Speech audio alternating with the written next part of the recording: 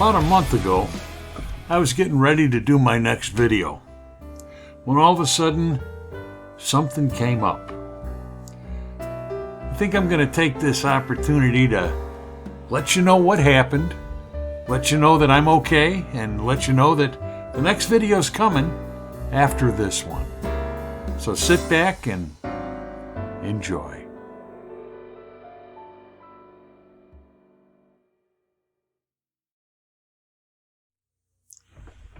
The 23rd started off like most any other day.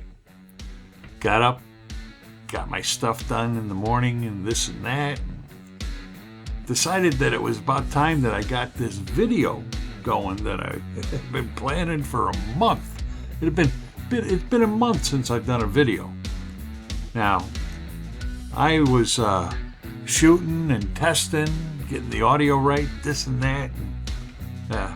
For the whole day, I had accomplished 58 seconds worth of video, the intro. I hadn't even gotten into the body of the thing. It was in the evening, and I was watching YouTube videos, doing nothing, messing around. I think I was watching an interview with Lex Friedman, and I don't even remember who. Alan Guth, maybe. And all of a sudden, I started getting dizzy. I started blacking out.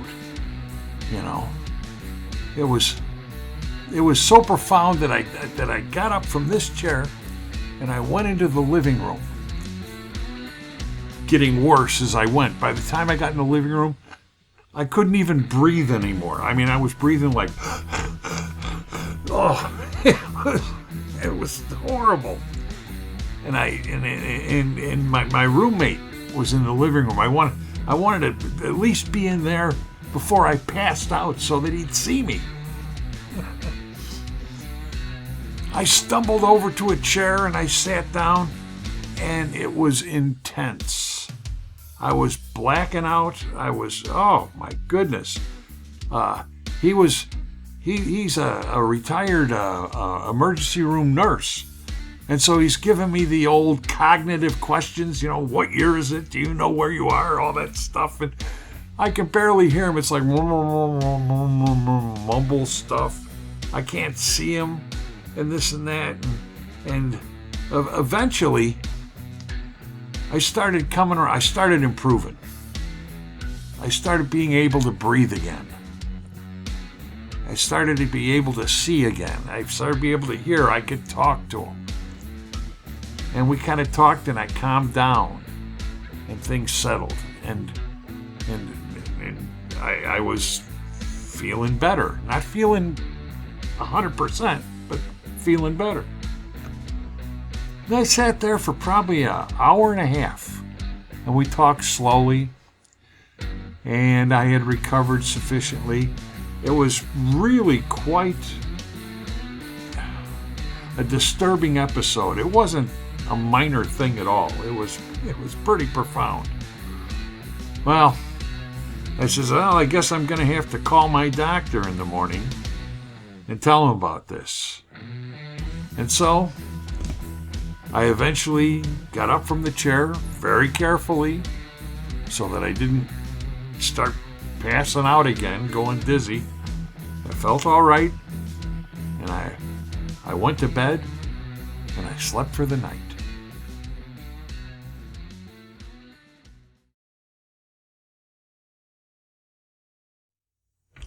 Well, it's the morning of the 24th. I get up, not feeling too bad. Had a little dizzy spell, nothing big. Went about my business, and it's a pretty good day, you know. Did I call my doctor? No. Well, I know what he was going to say. The first thing he would have said is, go to the emergency room. But I don't want to go to the emergency room. At any rate, I got on with my day. Started working on the video again. I got nothing done. Nothing. That's the way it goes with me making videos. I don't have a lot of discipline when I do these things. Anyway, frittered away the day with this and that. Had a good day. And then almost like clockwork, about 9 p.m., I was standing in the hallway by the living room, talking with my roommate, when all of a sudden, I started getting dizzy again. And I went a headline for the chair. I having breathing problems again too. Couldn't get my breath. But this only went on for about 2 or 3 minutes. That was it, and it went away. It was like a little attack, you know. And I'm thinking, you know, maybe I should call my doctor.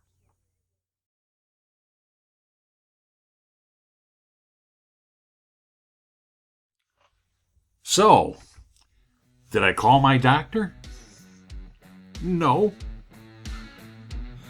Well, you know, I've been down this path before. I've had cardiac problems for 25 years. 25 years ago, I had my first heart attack. I had my second heart attack. I've had a triple bypass. I've had some work done. Okay. So today, I decided to start working on that video again. But this time, I was going to do a little checking of myself medically. I was going to take out, I got my sphygmomanometer here. You know, I got my pulse oximeter, and I take some readings. Now, typically speaking, I'd be 120/80 blood pressure, pretty darn good. Oxygen saturation, 97, 98%, you know, and pulse around 80 or so. That's what I have. Well, as I went through the day, I would occasionally take a check, and maybe check too much. You know, you really shouldn't check all the time, but every couple hours I take a check, and I noticed that my blood pressure was a little on the low side. Maybe mid-90s over mid-50s, you know, blood pressure. And the oxygen level was down just a little bit, maybe 95, 94, 96. You know, nothing great. Other than that, I felt pretty good all day long. Until about 9 p.m. When, once again, I was right near the living room, gonna talk with my roommate, and it hit me like a freight train. I couldn't breathe. I was past, I made it over to the chair just in time to collapse into it. I mean, I was out. And then I was not out. And then I was up. And I was down, and it was painful. It was probably the most severe attack that I'd had to this point. And I'm going, my God, what's going on? My roommate's looking at me, and he's going, 911? And I looked back, and I went, 911. And that was it. Boom, 911, and the paramedics were on their way. It seemed like it took forever for them to get there. I was actually beginning to recover from this severe attack of I don't know what. It wasn't a heart attack. I've had heart attacks. I know what they feel like. This rhymed with heart attack, but it wasn't a heart attack. It was different. It was a different feeling type of thing. Well, anyway, the paramedics finally got here. They put the blood pressure cuff on me. They put the oximeter on my finger. They checking my pulse. They put an EKG on me. They started taking heart traces. And before I knew it, I was on the gurney. I was out to the ambulance in the street. All the neighbors were out there. It was a real circus. And they popped me in the ambulance. As we're going in the ambulance, I'm saying, I go to Sharp Grossmont. That's my hospital. And they says, you know, Sharp Grossmont has got a severe influx of COVID patients. it's kind of all bogged down at the moment. He says, we're going to take you to Sharp Memorial in Kearney Mesa. I says, whatever, go ahead. And that's where we went. It was maybe another 7-8 miles to Kearney Mesa, but we got there in no time at all. As I was being wheeled into the emergency room entrance, I was actually feeling pretty decent. Still kind of sore from everything. I mean, it was a pretty rough attack. And the paramedics stayed there with me for a few minutes in the hallway, and they came in and got me and wheeled me into the ER. And they put on a blood pressure cuff, put on the oximeter. They stuck on some more EKG leads. I'm beginning to accumulate these leads now all over my chest. And they're taking the EKG, and the x-ray guy comes in and he slips that thing under your back, and he takes his pictures and like this and that. And it isn't more than, we'll say 10, 15 minutes that they say, okay, we got a room for you, and they take me upstairs. I was in and out of emergency real quick. I don't think they were seeing what they wanted to see on those EKGs. At any rate, I got up to my room, private room, 4th floor trauma ward. They got me situated in bed, and I think they gave me a breathing treatment because I was still having a tough time with the breathing, a lot of phlegm and stuff, and I think they might have given me another EKG up there. They definitely hooked up a heart monitor, so I had that thing in the pocket and got me situated in bed, came in, took my vitals, started sticking me in the stomach with heparin shots. I've never had that before, but that's what they're doing. And they're pushing bumetanide into my IV. I mean, maybe also something a little bit to make me sleep, because I started getting a little sleepy, and I finally went off to sleep, and that was the fire drill for that day.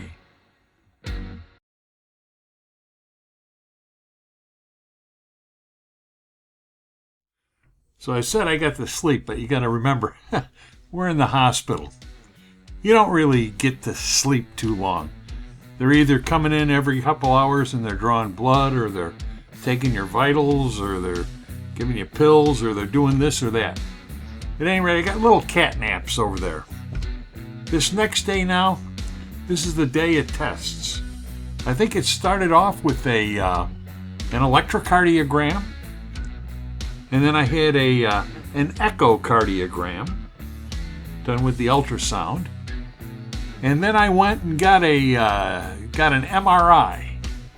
Had an MRI, and then they set me up for a stress test, which took place over today, this day, and the next day as well. It's in multiple parts.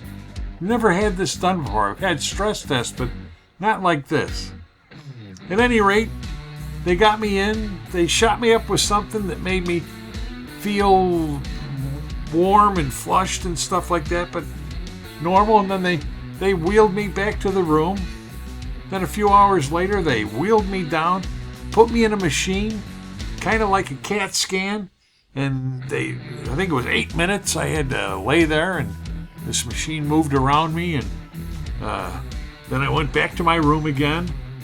And then I had gotten a CAT scan too in there, and more or less the day went on like this, test after test after test. Once again, tried to get some sleep. Had blood drawn all the time. They were shooting me with heparin, and they were doing this and that. And then the next day came up, and they continued on with some tests. They'd finish up that stress test. I think there was yet another echocardiogram. It's a little hard to remember. There was this, and there was that, and there was this. Finally, towards the late afternoon, doctor came in and he says, Mr. Stevens, he says, we've examined the tests and looked at everything, and everything's looking pretty good for you. More or less like telling me, well, we don't know what to do now, you know. And I told him, I says, look, I says, you release me, and you know I'm going to wind up right back in the emergency again. I says, there's something wrong here. You know, we got to get to it. And he kind of reluctantly agreed and walked out and went about his stuff. About 15 minutes later, the nurse was giving me an injection of, I think, bumetanide again. And all of a sudden it hit me. Big time. I says, I'm going down. And I started having this attack. I couldn't breathe. It was getting painful. But what had happened was, as this is going on, I'm kind of losing consciousness there in bed. And the room is filling up with doctors and nurses and machines, and they're putting leads all over me, and they're putting a blood pressure cuff on here, and it's coming off, and the guy's saying, this IV's no good. They're starting new IVs in me, and holy smokes! And at one point, they peel off these sticker things and they stick the paddle things on my chest. They're gonna give me a shock. Oh man, I was in bad shape with this. And at one point, whoever was on this side of me, I don't know, doctor, he says, okay, we're gonna put this in. You're gonna feel a little sleepy from this. He went and did it, and I didn't feel nothing. I was still in great distress. Couldn't breathe, couldn't see. Even my tongue was going numb on me. And then I guess he shot me up again, and boom. I felt much better almost immediately. Whatever was going on, they stopped it. I was on cardiac monitors and EKGs, and they recorded everything, and they got a lot of good data. And they even had slipped the resuscitation board under my back so that they could pound on my chest to get me started again. Oh man. I know as I'm laying there, they said, okay, pull the board out. I says, no, leave the board in. It feels good. And so I just laid there for a while before I recovered. Well, the room slowly cleared out. They slowly cleaned up. There was all kinds of new machines and a crash cart and a this and a that and all this stuff. And I looked up at my infusion standard off there, and there were 2 bags hanging from it now. One of them was amiodarone. I think that's its name. I don't know. We'll write it on the screen up above here. But now they had me on a heparin drip. And that's more or less the way this day ended. It was quite a day.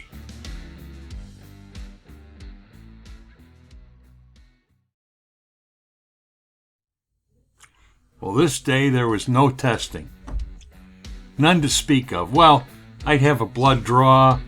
I had my vitals checked on a usual clock-like thing. But what was different was, as I was under watch, I had a nurse out in the hallway, sitting there doing their stuff. And they says, if you feel the least little thing, you let me know. You let me know immediately. You know, and I would have a little dizziness or this or that. I'd tell them, and I'd hear them say, oh yeah, we can see it there on the chart, you know. So that they're monitoring me right out there in the hallway. Like that. But in general, all day, no tests, no nothing. It was in the early afternoon that some other doctors came in, cardiac surgeons. And they said, Mr. Stevens, says, we've determined what's going on. It says, what you had was a ventricular tachycardia attacks. So it seems that 25 years ago, you had a heart attack. Down at the bottom of your heart, there's a little dead spot, maybe about the size of your little finger. And that is interfering with the heart signals, with the electrical signals going through your heart, causing a disturbance, causing a tachycardia to take off, causing arrhythmias and stuff. He says, more people die from this than die from heart attacks. He says, and we can't fix it. He says, but what we can do is we can implant a thing called a ICD, which will keep your heart in pace. It's a defibrillator. He goes, how would you feel about this? And I said, sure, sounds great. When do we do it? He says, I don't think we'll be able to get it put in today. He says, but maybe tomorrow, more probably Monday, we'll be able to put it in. So we're going to watch you. We'll get things ready. There'll be papers assigned, this and that to do, but that's how we're going to tackle this problem. And so that was it. A heart attack I had 25 years ago caused this problem all these years later.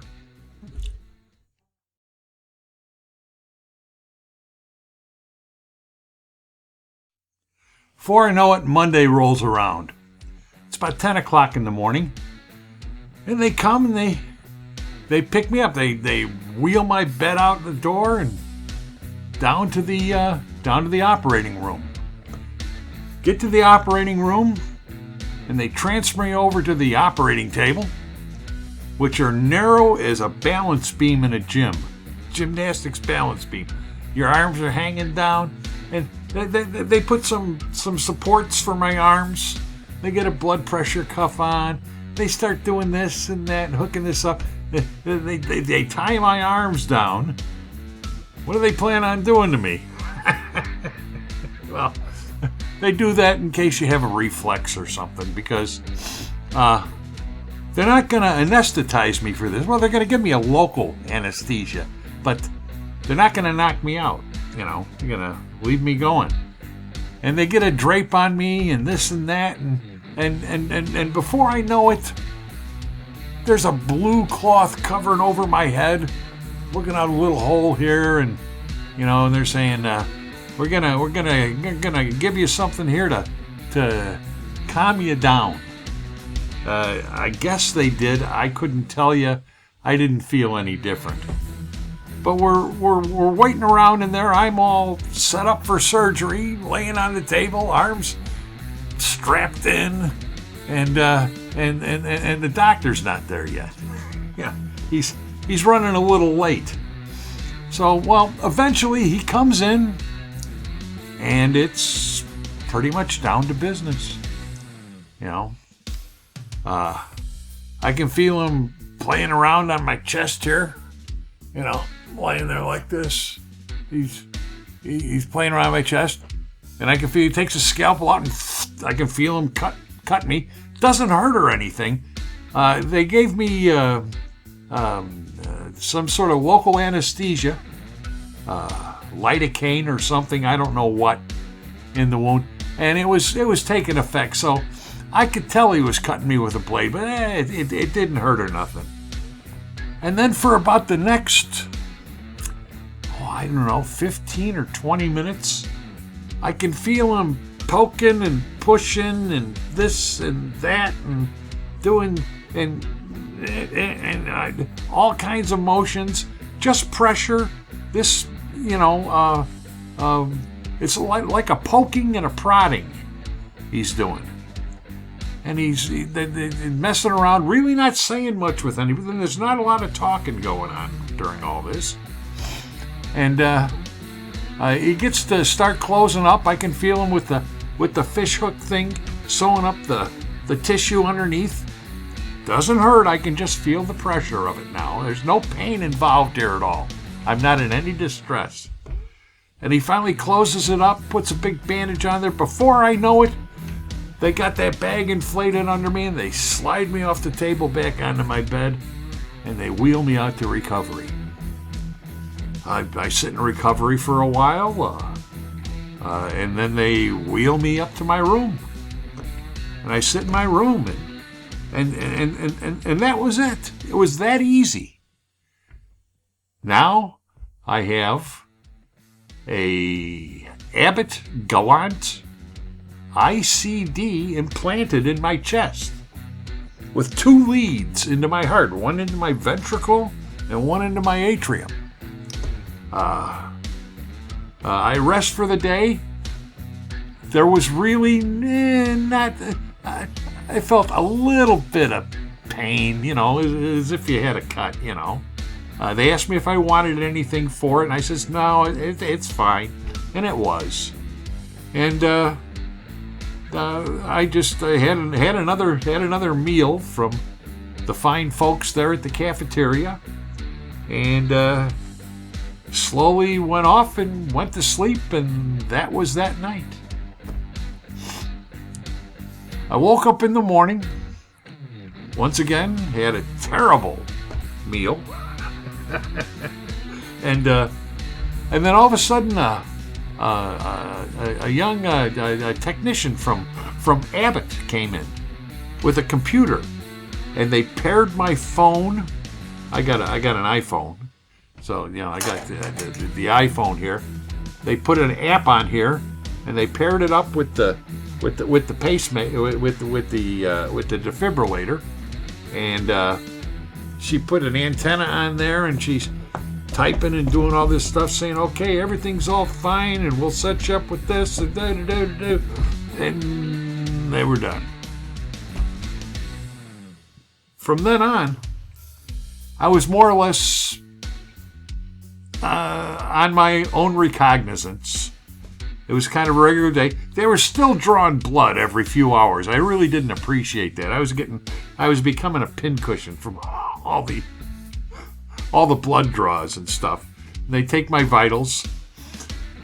And I was in for the next 2.5 days, 3 days. And they released me. And I went home.